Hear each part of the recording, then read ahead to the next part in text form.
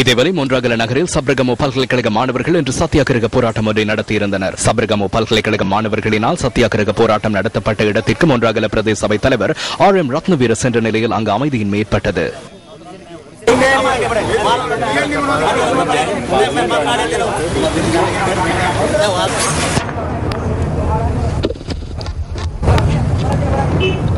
இந்த நிலைமையை கட்டுப்பாட்டுக்குள் கொண்டு வருவதற்கு போலீசார் தலையீடு செய்தனர். அதனை அடுத்து போலீசார் நீதிமன்ற உத்தரவை பெற்று சத்தியாகிரக போராட்டத்தில் ஈடுபட்ட மாணவர்களை அங்கிருந்து கலைப்பதற்கு நடவடிக்கை எடுத்திருந்தனர்.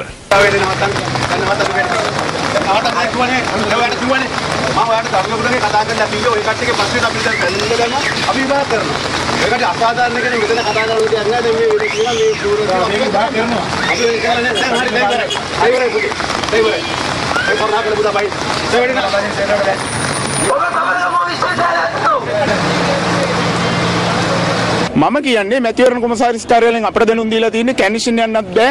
15 பேருக்கு அதிகமானோர் பிரசார நடவடிக்கையில் ஈடுபடக்கூடாது என தேர்தல்கள் செயலகம் எமக்கு அறிவுறுத்தியுள்ளது. அதன் அடிப்படையில் தான் செயற்படுகின்றோம். ஆனால் இந்த இடத்தில் 200க்கும் மேற்பட்டோர் கருப்பு நிற உடையில் வந்து அரசாங்கத்தை விமர்சிக்கின்றனர். இதற்கு நாங்கள் எதிர்ப்பை வெளியிடுகின்றோம். பதில் தேர்தல்கள் ஆணையாளர் சுரங்க அபகஸ்தன் இங்கு இருக்கின்றார். ஏன் அவரால் இதற்கு எதிராக நடவடிக்கை எடுக்க முடியாது? மொனராகல கச்சேரியில் 2 வேட்பாளர்கள் உள்ளனர்.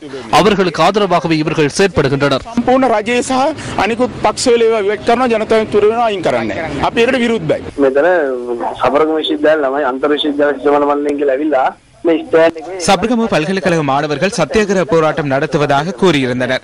இதற்கு முன்னேற்பாடுகளும் செய்யப்பட்டிருந்தது.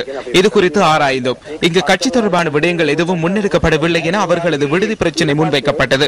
இது குறித்து ஆணையாளருக்கும் அறிவித்தோம். இதன் அடிப்படையில் தேர்தல் தொடர்பான விடயமாக சத்தியாகிரக போராட்டம் காணப்படாமையினால் போலீசார் அதில் தலையிடுமாறு தேர்தல்கள் ஆணையாளர் அங்கிருந்த உதவி போலீஸ் அத்தியட்சகருக்கு குறிப்பிட்டார். ஆனால் அதனை நிறுத்துமாறு எமக்கு கூறுகின்றார். அதற்கு எமக்கு அதிகாரமில்லை.